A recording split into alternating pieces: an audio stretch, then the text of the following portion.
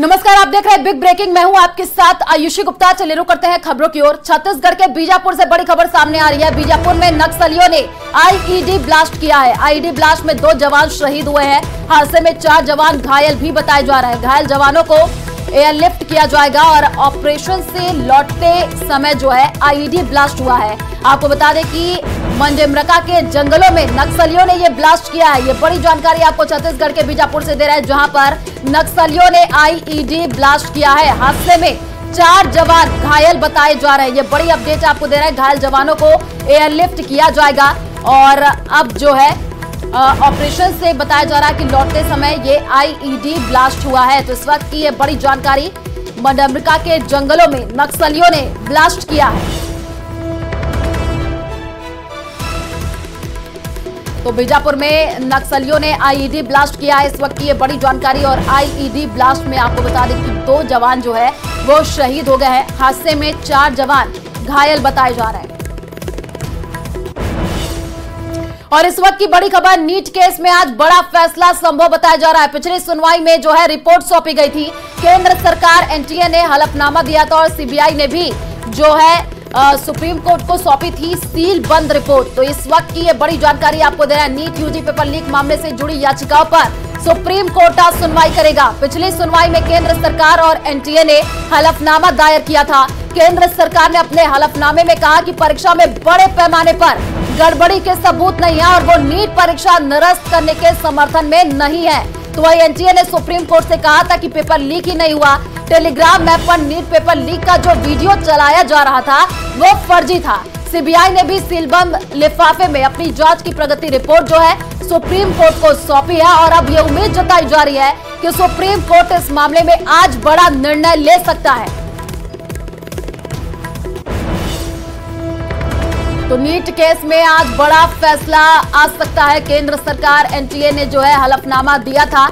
आपको बता दें कि सीबीआई ने भी सुप्रीम कोर्ट को जो है सील बंद रिपोर्ट सौंपी थी। लगातार इस पूरे मामले में जांच पड़ताल हुई और पिछली सुनवाई में जो है रिपोर्ट भी सौंपी गई थी। कहा जा रहा है कि आज बड़ा फैसला जो है वो आ सकता है, क्योंकि नीट की अगर हम बात कर ले तो नीट केस में देखिए, जैसे ही पेपर लीक की घटना सामने आई थी उसके बाद से अलग अलग जगहों पर तस्वीरें देखने को मिली थी। प्रदर्शन करते हुए जो है छात्र नजर आए थे। अब आज कहा जा रहा है कि बड़ा फैसला आ सकता है। तो इस वक्त की सबसे बड़ी जानकारी।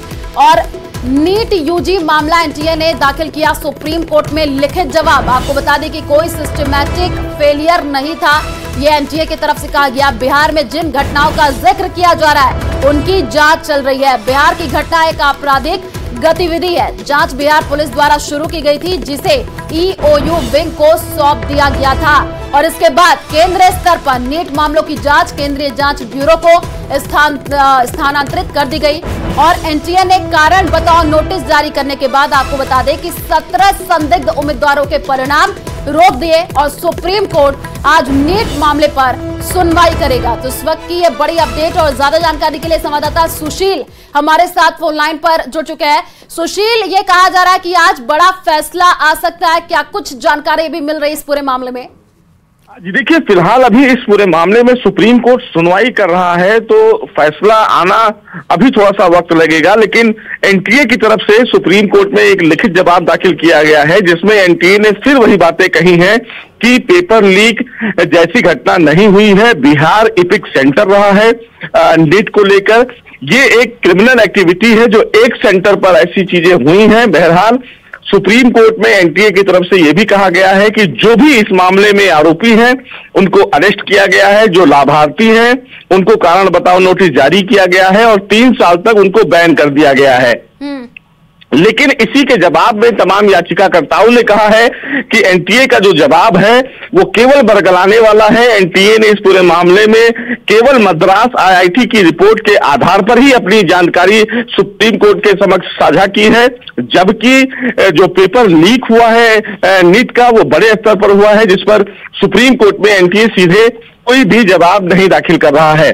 अब ऐसे में आखिरी फैसला सुप्रीम कोर्ट को लेना है, जिसमें तमाम याचिकाकर्ता बार बार ये कह रहे हैं कि नीट की जो परीक्षा है वो रद्द होनी चाहिए, क्योंकि बड़े स्तर पर पेपर लीक हुआ है। कई राज्यों में इसके सबूत मिले हैं, लेकिन एनटीए इन चीजों से बच रहा है। क्योंकि सुप्रीम कोर्ट में केंद्र सरकार और एनटीए की तरफ से जो जवाब दाखिल किया गया उसमें यह बताया गया है कि जुलाई के तीसरे हफ्ते से जो काउंसलिंग की प्रक्रिया है वो शुरू कर दी जाएगी। अब ऐसे में देखना बेहद अहम होगा कि सुप्रीम कोर्ट इस मामले में अगर सुनवाई को लेकर आगे बढ़ता है और अगर उसको ये लगता है कि वाकई बड़े स्तर पर पेपर लीक हुआ है तो क्या नीट की परीक्षा को रद्द करने के मामले में कोई आदेश जारी करता है या फिर सुप्रीम कोर्ट इस दिशा में आगे बढ़ता है और परीक्षा को रद्द न करने को लेकर कोई बड़ा ऑब्जर्वेशन देता है। बिल्कुल सुशील, क्योंकि सीबीआई ने भी सुप्रीम कोर्ट को सीलबंद रिपोर्ट सौंपी थी, उसके बाद से जाहिर सी बात है इस पूरे मामले में जांच पड़ताल भी और ज्यादा तेज हो गई थी। जगह जगह से तस्वीरें हमने देखी थी सुशील कि जो छात्रों का वो प्रदर्शन भी देखने को मिला था और लगातार जो है यही मांग की जा रही है कि नीट परीक्षा रद्द कर दी जाए।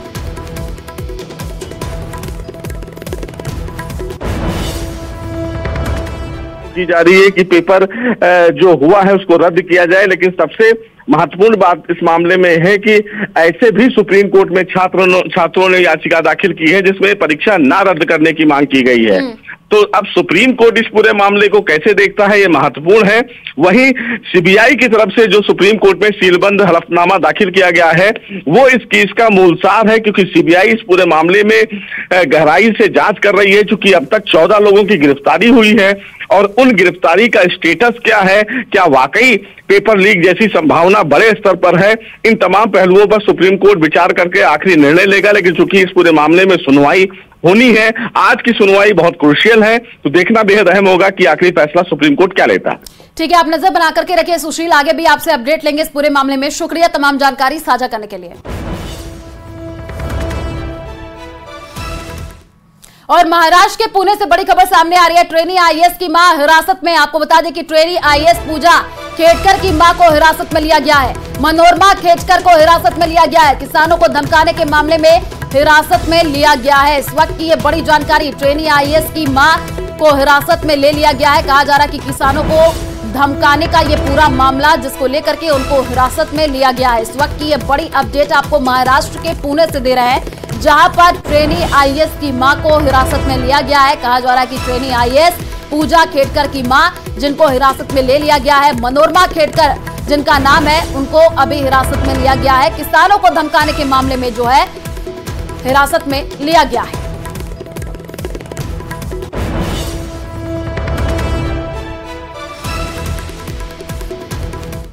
और यूपी की सियासत में सोशल वॉर भी छाया हुआ है। ये सोशल वॉर एसपी अध्यक्ष अखिलेश यादव और डिप्टी सीएम केशव प्रसाद मौर्य के बीच हुआ है। एक बार फिर दोनों के बीच सोशल मीडिया पर सियासी जंग छिड़ गई है। एक ओर से वार किया जा रहा है तो दूसरी ओर पलटवार। इससे पहले यूपी विधानसभा में भी दोनों के बीच नोकझोंक की तस्वीरें सबने देखी हैं, जो सियासी गलियारों की सुर्खियां बनी थी।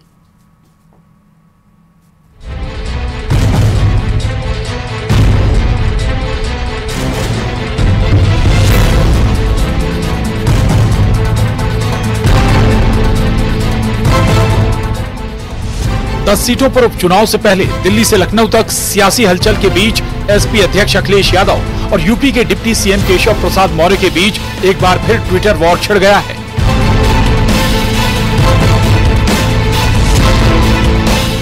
यही नहीं, एसपी अध्यक्ष अखिलेश यादव ने एक ट्वीट करते हुए लिखा भी, बीजेपी की कुर्सी की लड़ाई की गर्मी में उत्तर प्रदेश में शासन प्रशासन ठंडे बस्ते में चला गया। तोड़फोड़ की राजनीति का जो काम बीजेपी दूसरे दलों में करती थी, अब वही काम वो अपने दल के अंदर कर रही है। इसलिए बीजेपी अंदरूनी झगड़ों के दलदल में धंसती जा रही है। जनता के बारे में सोचने वाला बीजेपी में कोई नहीं। अखिलेश यादव के इस बयान पर बीजेपी की तरफ से खुद केशव मौर्य ने जोरदार पलटवार करते हुए कहा कि सपा बहादुर श्री अखिलेश यादव जी बीजेपी की देश और प्रदेश दोनों जगह मजबूत संगठन और सरकार है। सपा का पीडीए धोखा है। यूपी में सपा के गुंडाराज की वापसी असंभव है। बीजेपी 2027 विधानसभा चुनाव में 2017 दोहराएगी। डिप्टी सीएम केशव प्रसाद मौर्य के इस बयान के बाद एसपी अध्यक्ष अखिलेश यादव ने एक और ट्वीट किया और लिखा कि दिन ब दिन बीजेपी कमजोर हो रही है। बीजेपी में टकराव और भटकाव का दौर है। बीजेपी में एक दूसरे को कमतर दिखाने के लिए कठपुतली का खेल खेला जा रहा है। बीजेपी में पर्दे के पीछे की लड़ाई सरेआम हो गई। इंजन ही नहीं, अब तो डिब्बे भी आपस में टकरा रहे हैं। उधर अखिलेश यादव को यूपी में मंत्री संजय निषाद ने जवाब दिया और कहा कि मिलने मिलाने का काम पार्टी के लोगों से नहीं किया जाएगा तो क्या विपक्ष के लोगों से मिला जाएगा। अपने राष्ट्रीय अध्यक्ष अपनी पार्टी के लोगों नहीं मिलेंगे तो क्या विपक्ष के नेता को मिला जाएगा? क्या अपने लोगों से मिला जाएगा? विपक्ष के नेता के पास थोड़ी मिलने जाएगा। वहीं कांग्रेस प्रदेश अध्यक्ष ने भी केशव प्रसाद मौर्य पर निशाना साधा है और कहा कि ये सारा दर्द सिराथू वाला है, हार का दर्द उनके पीछे लगा हुआ है। दर्द सिराथू वाला है, जो सिराथू में चुनाव हार गए थे केशव मौर्य जी, वो दर्द वो दर्द अभी तक उनके पीछे लगा है, चला आ रहा है। उसी दर्द से केशव मौर्य परेशान है। फिलहाल अखिलेश यादव और डिप्टी सीएम केशव प्रसाद मौर्य के बीच सियासी वार पलटवार कोई नई बात नहीं है। यूपी विधानसभा में भी दोनों के बीच नोकझोंक की तस्वीरें सबने देखी हैं। अब एक बार फिर ट्विटर वॉर जारी है, देखना होगा सियासी जंग कहां तक जाती है। ये जुबानी जंग दोनों ही नेताओं के बीच में सुबह से शुरू हुई और लगातार एक्स पर पोस्ट के माध्यम से शाम तक जारी रही। आगामी कुछ दिनों में भी लगातार आपको ऐसे ही उत्तर प्रदेश के अंदर से राजनीतिक सरगर्मी तेज होते हुए नजर आ सकती है। कैमरा पर्सन रविंद्र के साथ पवन गौड़, नपकी 3, दिल्ली। और देश के कई हिस्सों में बारिश से हाल बेहाल है। लगातार हो रही बारिश से नदियां उफान पर है और इसी के साथ लोगों की जो मुश्किलें हैं वो भी बढ़ती हुई दिख रही है। देश के कुछ शहरों से आ रही तस्वीरें डराने वाली हैं। आपके सामने 5 तस्वीरें हैं। पहली तस्वीर देखिए, मध्य प्रदेश के हरदा से है, जहां उफनती नदी को पार करने की कोशिश में एक युवक मोटरसाइकिल के साथ सैलाब में फंस गया, जिसके बाद वहां मौजूद लोगों ने काफी कोशिशों के बाद युवक और मोटरसाइकिल को बाहर निकाल लिया। वहीं दूसरी तस्वीर सहारनपुर की है। यहाँ पर शाकांबरी देवी मंदिर से दर्शन करके लौट रहे श्रद्धालु भी बाढ़ की चपेट में आ गए हैं। हालांकि वहां मौजूद पुलिस ने श्रद्धालुओं की मदद की और उन्हें वहां से सुरक्षित निकाल लिया। तीसरी तस्वीर हिमाचल प्रदेश के किन्नौर की है, जहां लैंडस्लाइड की वजह से हाईवे बंद हो गया। वहीं गुजरात के बांसकाठा में बारिश के बाद तबाही का मंजर भी सामने आया है, जहां हाईवे के किनारे मिट्टी बह जाने की वजह से गाड़ियां फंसी हुई नजर आ रही हैं। उत्तर प्रदेश के सिद्धार्थनगर में भी बाढ़ की वजह से गांव के घर पानी में डूबे हुए दिखे हैं। घरों के अंदर पानी भर जाने से लोगों को काफी दिक्कतों का सामना करना पड़ रहा है।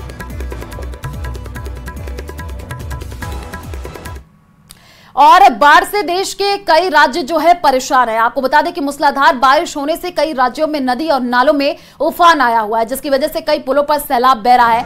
ऐसा एक वीडियो मध्य प्रदेश के हरदा से सामने आया है। आप देखिए, ये वीडियो हम आपको दिखा रहे हैं, जहां एक मोटरसाइकिल सवार उफनते नाले के सैलाब में फंस गया और वहां पर चीख पुकार मच गई। जैसे तैसे वहां मौजूद लोगों ने वक्त रहते मोटरसाइकिल सवार को तो बचा लिया, लेकिन उसकी मोटरसाइकिल सैलाब के बीचों बीच फंस गई।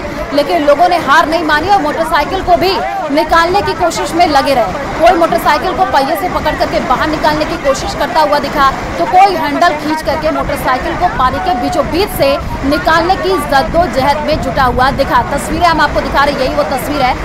और कुछ देर के बाद से देखिए, यहाँ पर लोगों ने काफी मेहनत की, उसके बाद से मोटरसाइकिल को सैलाब के बीच से निकाल दिया गया।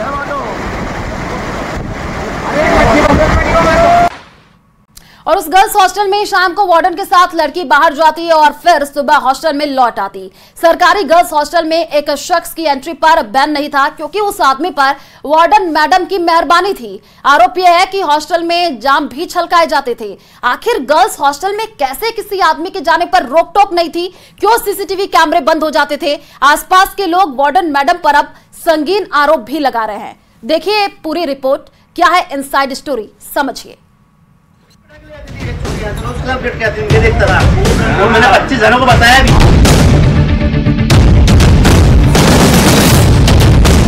न्यूज़ 18 के हिडन कैमरे पर सबसे बड़ा खुलासा। मैंने 25 जनों को बताया भी। गर्ल्स हॉस्टल से कैसे बाहर जाती थी लड़की?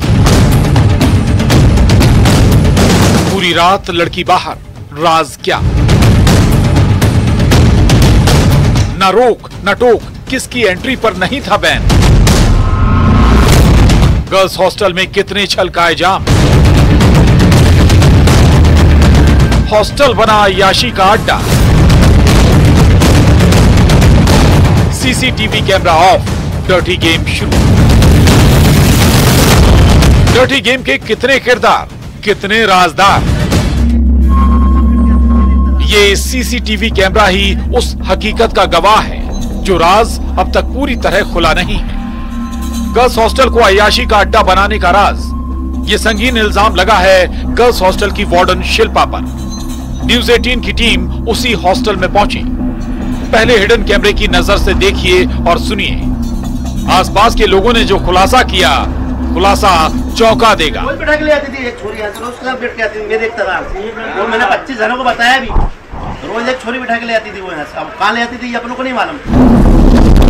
इंदौर से करीब 35 किलोमीटर दूर चोरल का आदिवासी कन्या छात्रावास। इस गर्ल्स हॉस्टल में बेरोक टोक कोई आता था जिसकी एंट्री पर बैन नहीं था। सब कुछ वार्डन के इशारे पर होता था। इल्जाम यह भी कि वो शख्स जाम भी छलकाता था। आरोप लगा है वार्डन शिल्पा गौंड पर। इल्जाम कि नारायण पटेल नाम का ये शख्स हॉस्टल में आता था। यहाँ तक कि लोगों का कहना है कि एक लड़की वार्डन के साथ हॉस्टल से शाम को बाहर जाती थी और सुबह लौटती थी। आखिर क्यों? उनके द्वारा शिकायत अधीक्षिका जो है यहाँ के वार्डन शिल्पा गौड़ को लेकर कुछ की गई थी। उन शिकायतों की जांच हमने की थी और जांच करने के बाद उसमें कुछ तथ्य जो है सही पाए गए थे, जिसके आधार पर वर्तमान में उन्हें निलंबित कर दिया गया है। इल्जामों की फहरिस्त यहीं खत्म नहीं हुई। दरअसल एक वीडियो कुछ दिन पहले वायरल हुआ था जिसमें हॉस्टल वार्डन बाहर घूमते हुए नजर आई। विभाग ने जवाब मांगा तो कोई जवाब ही नहीं था। शिकायत उनकी ये थी कि जो शिल्पा गौड़ है उसके द्वारा एक अनजान व्यक्ति, जिसका नाम मुझे वर्तमान में याद नहीं आ रहा है, उसको अपने हॉस्टल के कक्ष में, वार्डन कक्ष में बुलाया जाता था और वो हमेशा आता जाता था, जबकि नियमानुसार वो बिल्कुल प्रोहिबिटेड है, क्योंकि कोई भी गर्ल्स हॉस्टल में किसी भी प्रकार के आदमी, बॉयज़, उनका जो है उनको नहीं बुलाया सकते थे। साथ में उनके द्वारा यह भी शिकायत की गई थी कि कई बार शराब भी पीकर आता था। तो प्रथम दृष्टया ही बिल्कुल गलत है। गर्ल्स हॉस्टल में इस प्रकार के व्यक्ति को नहीं बुला सकते। अक्सर जब हॉस्टल में उस आदमी की एंट्री होती थी तो आरोप कि सीसीटीवी कैमरा बंद हो जाता था। आखिर बंद सीसीटीवी कैमरे में कौन सा राज कैद नहीं होना था? कौन खुद को बचा रहा था? छात्रावास को लेकर शिकायत ये थी, सबसे पहले एक वीडियो वायरल हुआ था जिसमें वार्डन जो है वो किसी पुरुष के साथ बाहर घूमती हुई पकड़ी गई थी। उस आधार पे उनको एसएन जारी किया था जांच करवा के, और उनसे कारण पूछा गया था कि वो छात्रावास में बिना अनुमति के वर्किंग आवर्स में छात्रावास छोड़ के बाहर क्यों घूम रही, क्योंकि उन्होंने किसी प्रकार का छुट्टी का आवेदन ना हमें दिया गया, ना यहाँ पे परियोजना अधिकारी को दिया गया, इनके नॉलेज में भी नहीं था। उसी आधार पे फिर हमने यहाँ पे पंचनामा बनवाया, जांच करवाई, तो पता चला कि एक पुरुष जो है लगातार छात्रावास में यहाँ पे आता है। इस मामले में वार्डन शिल्पा को कलेक्टर ने सस्पेंड कर दिया है। पूर्व मंत्री उषा ठाकुर ने इसे जघन्य अपराध बताया। चोरल छात्रावास में जो हुआ वो जघन्य अपराध है, अक्षम्य अपराध है। हम माननीय मुख्यमंत्री जी, माननीय विभागीय मंत्री जी से बात करके ऐसी गैर जिम्मेदार और अनैतिक महिलाओं को बर्खास्त कर देना चाहिए, क्योंकि ये जहां जाएंगी वहां गंदगी फैलाएंगी। सवाल कि आखिर हॉस्टल में गंदे खेल के इन संगीन इल्जामों का सच क्या है? जांच जारी। इंदौर में मिथिलेश गुप्ता के साथ ब्यूरो रिपोर्ट, न्यूज 18। और आदिवासियों पर टिप्पणी मामले में मंत्री मदन दिलावर ने सदन में खेद जताया। आपको बता दें कि आदिवासी हिंदू समाज का श्रेष्ठ अंग है। दिलावर ने यह कहा है, मेरी जाति के हैं आदिवासी बंधु। दिलावर का यह बड़ा बयान, किसी को कोई कष्ट हुआ है तो खेद प्रकट करता हूं। इस वक्त की ये बड़ी जानकारी आपको दे रहे हैं, जहां पर आपको बता दें कि आदिवासियों पर टिप्पणी मामले में मंत्री मदन दिलावर ने सदन में खेद जताया है। उन्होंने कहा है कि आदिवासी हिंदू समाज का श्रेष्ठ अंग है, मेरी जाति के आदिवासी बंधु हैं, किसी को कोई कष्ट हुआ हो तो खेद प्रकट करता हूं। क्योंकि मेरे पिताजी शाहबाद के शहरी क्षेत्र में, मेरे दादाजी वगैरह सब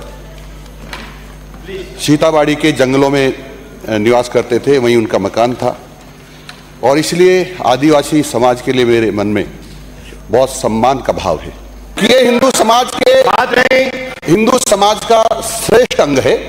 इनके बारे में नकारात्मक भाव रखना मैं नहीं मानता हूं, और इसलिए मैं विपक्ष को या किसी आदिवासी बंधु को जो मेरी जाति के हैं उनको कोई कष्ट हुआ मेरे बोलने से, मेरे बात करने से या कोई शब्दों से, तो मैं खेद प्रकट करता हूं। तो मैं खुद आदिवासी हूं। तो ये बड़ी जानकारी आपको दे रहे हैं। मदन दिलावर ने सदन में खेद जताया है। आदिवासियों पर टिप्पणी का ये पूरा मामला है। मेरी जाति के आदिवासी बंधु हैं, ये मदन दिलावर की तरफ से कहा गया है। किसी को कोई कष्ट हुआ है तो खेद प्रकट करता हूं, ये मदन दिलावर की तरफ से कहा गया है। तो ये बड़ी जानकारी आपको दे रहे हैं। आदिवासियों पर टिप्पणी का ये पूरा मामला है और उसी को लेकर के मदन दिलावर का ये बयान सामने आया है, क्योंकि कई जगहों पर रोष भी देखने को मिला था और उसके बाद से अब मदन दिलावर ने जो है सदन में खेद जता दिया है। उन्होंने कहा है कि आदिवासी हिंदू समाज का श्रेष्ठ अंग है, मेरी जाति के आदिवासी बंधु हैं, ये मदन दिलावर की तरफ से कहा गया है। उन्होंने कहा है कि किसी को कोई कष्ट हुआ है तो मैं खेद प्रकट करता हूं। तो ये बड़ी अपडेट आपको दे रहे हैं, क्योंकि लगातार देखिए जो है कई जगहों से तस्वीरें देखने को मिली थी जहां पर लोगों में काफी रोष था। और ज्यादा जानकारी के लिए संवाददाता सुधीर हमारे साथ फोन लाइन पर जुड़ चुके हैं। सुधीर, अभी हमने मदन दिलावर को सुना, सदन में उन्होंने खेद जताते हुए ये कहा कि आदिवासी हिंदू समाज का श्रेष्ठ अंग है और तमाम बड़ी बातें। देखिए, ये लगातार सदन में गतिरोध बना हुआ था कि जब भी सदन में शिक्षा विभाग की या अन्य मामलों पर बोलने के लिए खड़े होते थे, प्रश्नों का जवाब देने के लिए खड़े होते, तो कांग्रेस और पार्टी के जो तीनों विधायक हैं वो इस बात का विरोध कर रहे थे। पिछले दिनों मीडिया में एक बयान दे दिया था मदन दिलावर ने कि हिंदू होने के मामले में कि इनके डीएनए की जांच करवा ली जाए। इस बयान से काफी खफा नजर आ रहे थे। तो आज सदन के अंदर उन्होंने ये गतिरोध तोड़ते हुए इस बात को लेकर खेद जताया है। उसके बाद अब माना जा रहा है कि चूंकि आज शिक्षा विभाग से जो सवाल अभी प्रश्नकाल में आएंगे, लिहाजा माना जा रहा है कि ये खेद जो जताया गया है वो अध्यक्ष वासुदेव देवनानी की पहल पर किया गया है, क्योंकि उससे पहले चैम्बर में मुलाकात होती है अध्यक्ष के कक्ष में, उसके बाद अध्यक्ष प्रश्नकाल शुरू होते ही सामान्यतया प्रश्नकाल में इस तरह की व्यवस्था अध्यक्षीय आसन से दी नहीं जाती, लेकिन चूंकि शिक्षा विभाग से जुड़े सवाल थे, लिहाजा अध्यक्ष वासुदेव देवनानी जी ने ये व्यवस्था दी और उन्होंने इस व्यवस्था के तहत अपना सदन के अंदर खेद प्रकट किया। तो अब ये पूरी तरह साफ हो गया कि जो लगातार गतिरोध सदन के अंदर बना हुआ था वो अब टूट गया है। जी ठीक है सुदेश, शुक्रिया तमाम जानकारी साझा करने के लिए। मदन दिलावर ने सदन में जो है खेद जताया है और तमाम तरीके की बड़ी बातें उनके तरफ से कही गई, क्योंकि इससे पहले उन्होंने एक बयान दिया था जिसको लेकर के आदिवासी समाज में भी काफी रोष देखने को मिला था। और अब जो है मदन दिलावर ने ये कहा है कि आदिवासी हिंदू समाज का श्रेष्ठ अंग है, मेरी जाति के ही आदिवासी बंधु। क्योंकि मेरे पिताजी शाहबाद के शहरी क्षेत्र में, मेरे दादाजी वगैरह सब सीताबाड़ी के जंगलों में निवास करते थे, वहीं उनका मकान था और इसलिए आदिवासी समाज के लिए मेरे मन में बहुत सम्मान का भाव है। ये हिंदू समाज का श्रेष्ठ अंग है, इनके बारे में नकारात्मक भाव रखना मैं नहीं मानता हूं और इसलिए मैं विपक्ष को या किसी आदिवासी बंधु को जो मेरी जाति के हैं उनको कोई कष्ट हुआ मेरे बोलने से, मेरे बात करने से या कोई शब्दों से, तो मैं खेद प्रकट करता हूं। तो मैं खुद आदिवासी हूं। और चीन के एक मॉल में भीषण आग लग गई। जानकारी के मुताबिक आपको बता दें कि आग में झुलसने से 8 लोगों की मौत की खबर सामने आई है। और मॉल में आग कितनी भयानक लगी, इस बात का अंदाजा इन तस्वीरों से लगा सकते हैं कि मॉल के बाहर तक धुआं फैला हुआ दिखा है, जो कई किलोमीटर दूर से ही देखा जा सकता है। तस्वीरें भी हम आपको टीवी स्क्रीन पर दिखा रहे हैं। दूर दूर तक धुएं का ये गुबार देखने को मिला है। चीन के मॉल में ये भीषण आग लगी है। आग में झुलसने से 8 लोगों की मौत की खबर सामने आ रही है। जो तस्वीर आपको दिखा रहे हैं, आप देख पा रहे हैं कि दूर दूर तक कैसे जो है धुएं का गुबार दिखता हुआ नजर आ रहा है और आग में झुलसने से 8 लोगों की मौत की खबर सामने आ रही है।